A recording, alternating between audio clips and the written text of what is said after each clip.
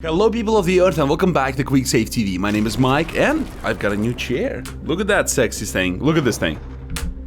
Oh, I'm hitting my microphone. That is unprofessional. Is it not nice? Tell you what, it is kind of nice.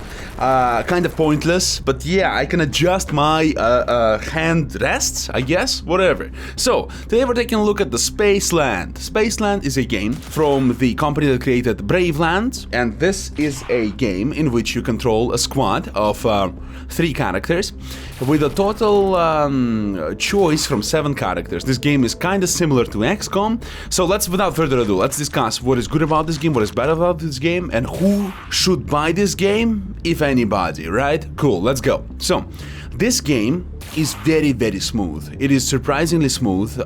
When you play the game, it constantly holds an easy 120 FPS that I set a limit on, and I think it will run on almost any weak machine, and it's a really good thing, because if you're stuck in a village with a crappy laptop, this is something you could be able to play. Hell, even your little sister could be able to play this, and this is really nice. This game has a lot of mechanics from other games, such as very simple things from XCOM, like covering behind cover. Sure, it has a simplistic turn-based mechanics where you take a turn, enemies take a turn, you take a turn, enemies take a turn. You have a whole bunch of enemies. Some of them are easier to kill than the others, some of them are melee only, some of them are difficult to kill from the front and you have to flank them, so it's a little bit more arcade-esque in this regard. And some of the enemies have ranged weapons, and those have to be treated carefully because they can easily dismantle you and you have to hide in cover from them. When you're hiding in cover, the chance to hit or chance to be hit is essentially 0%, so that's something to remember. Every character you can choose has different main guns, and this means that main gun, I should say. They each have a main gun, and the main gun impacts the way the character works. Like, for example, the basic scout character, Jim, can use an assault rifle. An assault rifle is a good all-arounder, it has good range, but it doesn't have good damage. It has actually one of the weakest damages. The Barrett, who is a grenadier of the squad, he can use shotguns. I should stop using the article. So Marcus and Tara, which are the soldier and the technician, respectively, they can use a minigun and they can use a plasma cannon. And those allow you to more effectively tackle heavier targets, with Tara ignoring armor and Marcus just dealing catastrophic damage to enemies, especially when they are up close. And each character has a limited amount of charges, and unlike an XCOM, your ammunition is not unlimited. You have to go to a specific box, resupply, and keep going forward. So this is actually what I like about this game. Every character is his gun, essentially. This is fun. What I also like is that this game is easy to recommend to anyone new to the genre, right? So anyone who doesn't know how to play tactical games or is new to tactical games, this is a game for them. It's a great beginning point to initiate your experience with this genre of games, absolutely. Now, let's talk about the negatives, of which I think there are quite a lot.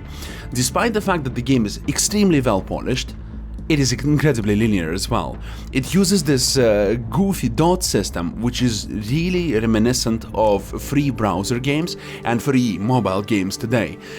It doesn't ask you to pay anything, it's not like that, but you move from dot to dot and you complete mission to mission, which I really dislike. I think a tactical game should have a little bit more freedom in the way you tackle challenges, but here the priorities that you have are to complete missions within allocated time by killing as many enemies as you can, as well as gathering the secret cache in every mission, which is really boring, and the caches reward you with a bit of a story, which again is really bland. The story is, it's nothing special. Because of the game having such cartoony style, it's difficult to treat anything with, not zombies, anything with space monsters, with aliens, with a catastrophic failure of a station seriously. I don't know, at least for me, right?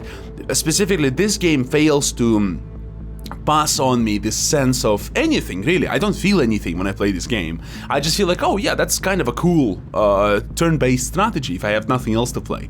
But I don't feel engaged in the story. From all of the games I've played recently, this game has probably the weakest story, the weakest characters. Really uninterested in that.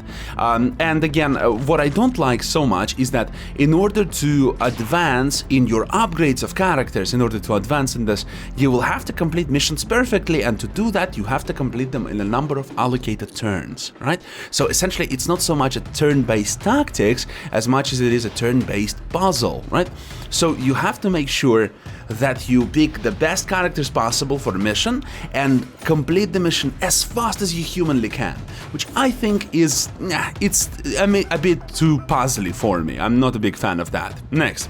I don't quite like the lackluster upgrades that you have for characters. I mean, every character can upgrade his abilities. Like, for example, the Scout Jim has the ability to dash, which is really good in a lot of situations. And you can upgrade its cooldown, you can upgrade the range, and then you later can unlock a super ability for Jim.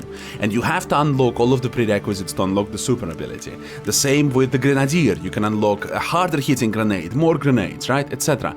This is all fantastic, but this is essentially 1, 2, 3 abilities for character at best, and for a lot of time you're going to be using only one ability per character, and this is just not as fun because the ability unlocks are related not so much to your progress in the game as much they're related to the progress within the story of the game, and I think that's really dumb.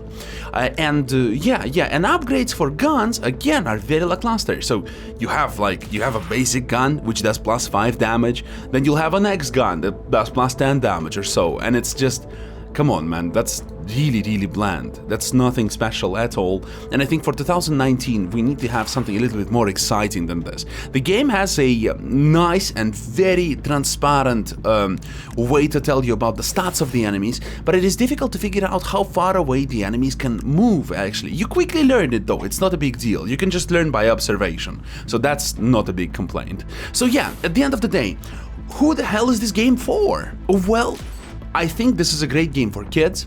I think this is a great game for people who want to get into turn-based tactics, but games like XCOM, Jade Alliance, or the recent Chimeras, or Mordheim especially, right? If this game scared them off, I think this is the game for you, or this is a game for your child or for your sister. If I wanted to get my sister addicted to crack, that is XCOM 2, metaphorically speaking, of course. Or am I? No, if I wanted to do that, I would start with something like this. So, if you're new to the genre, it's for you. If you're not, it's probably not for you.